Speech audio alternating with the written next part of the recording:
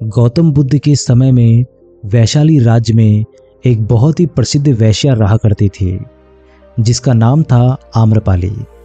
वो बहुत ही सुंदर थी और राजा ने उसे नगर वधू घोषित कर दिया था, यानी कि पूरे शहर की पत्नी। उसके महल के द्वार पर सदा सोने के रथ खड़े रहते थे, यहाँ तक कि महान राजाओं को भी उनसे मिलने के लिए इंतजार करना पड़ता था। वो केवल एक वैश्या थी, लेकिन इतनी अमीर हो गई थी कि वो राज्य खरीद सकती थी।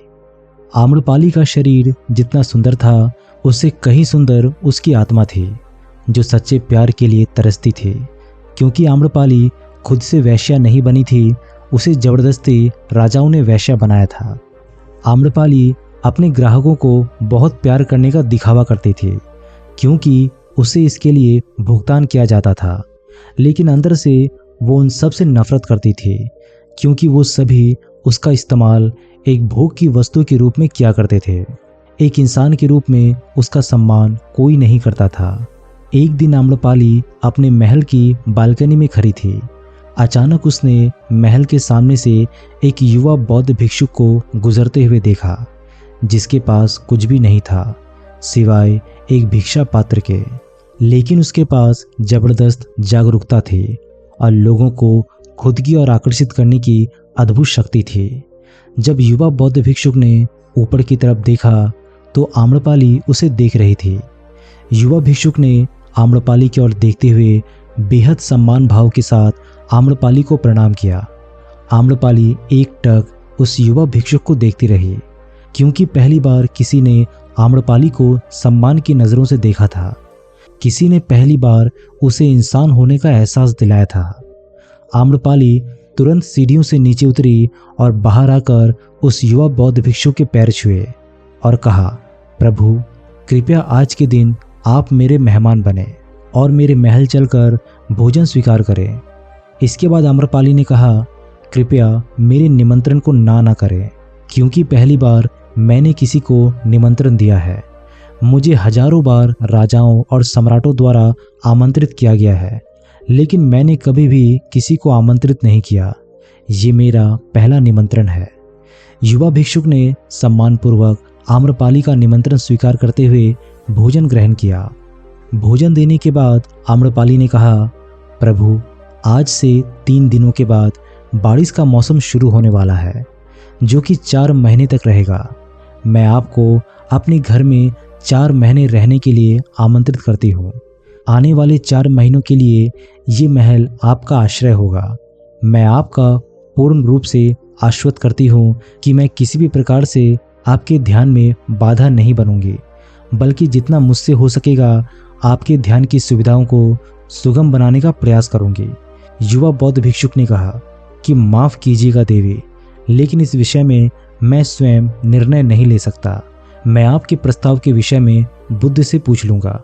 अगर वो मुझे अनुमति देंगे तो मैं आपके महल में आश्रय अवश्य स्वीकार कर लूँगा। इतना कहकर वो बौद्ध भिक्षुक वहाँ से चला गया।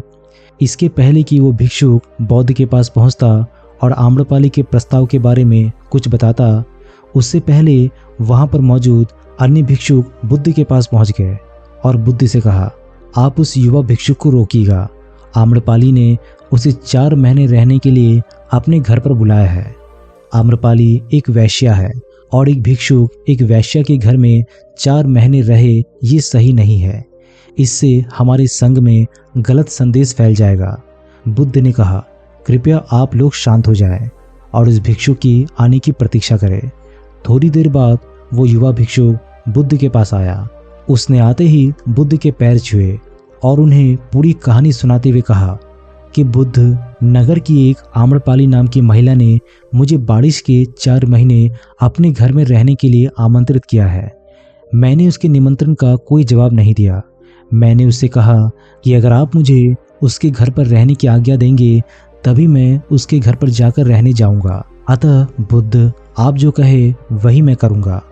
उस युवा भिक्षुक ने आम्रपाली के विषय में वैश्या शब्द का प्रयोग न करते हुए केवल महिला शब्द का प्रयोग किया। बुद्ध ने उस युवा भिक्षुक की आंखों में देखा और कहा,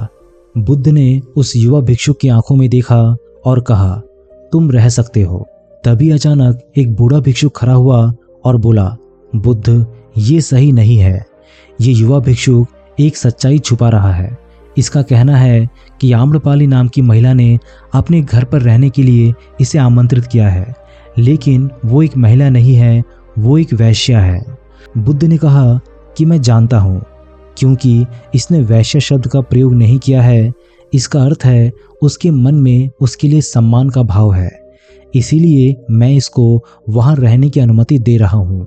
वहाँ मौजूद हजारों भिक्षुओं को विश्वास नहीं हो रहा था कि बुद्ध ने एक युवा भिक्षुक को एक वैश्य के घर में रहने की अनुमति दी है। अगले 3 दिनों के बाद युवा भिक्षुक आम्रपाली के घर में रहने के लिए चला गया।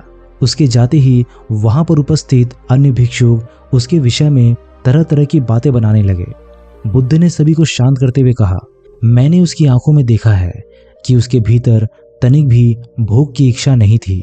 अगर उस भिक्षुक का ध्यान गहरा है तो वो आम्रपाली के हृदय को भी परिवर्तित कर देगा, और अगर भिक्षुक का ध्यान गहरा नहीं है तो आम्रपाली अपने शारीरिक आकर्षण से भिक्षुक को परिवर्तित कर देगी।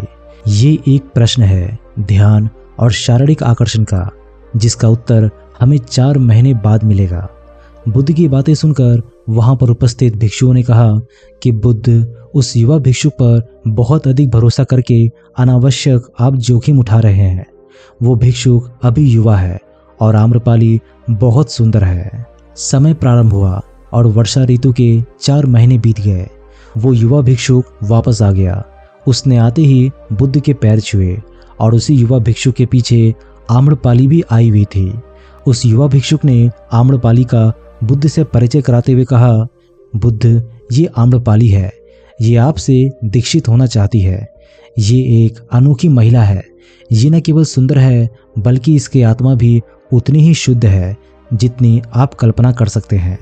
आम्रपाली ने बुद्ध के पैर छुए और कहा, मैं पहली बार देखने भर से इस युवा भिक्षुक से प्रेम करने लगी थी, इसीलिए मैंने अपने सौंदर्य से कई बार इसे आकर्षित करने का प्रयास किया, लेकिन मैं पूर्ण रूप से असफल रही।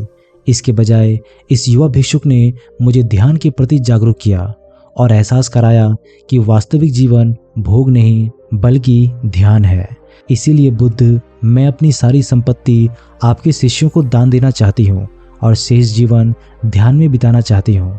इसके बाद आम्रपाली बुद्ध के शिष्यों में पहली महिला हुई जिसने आत्मज्ञान की प्राप्ति की।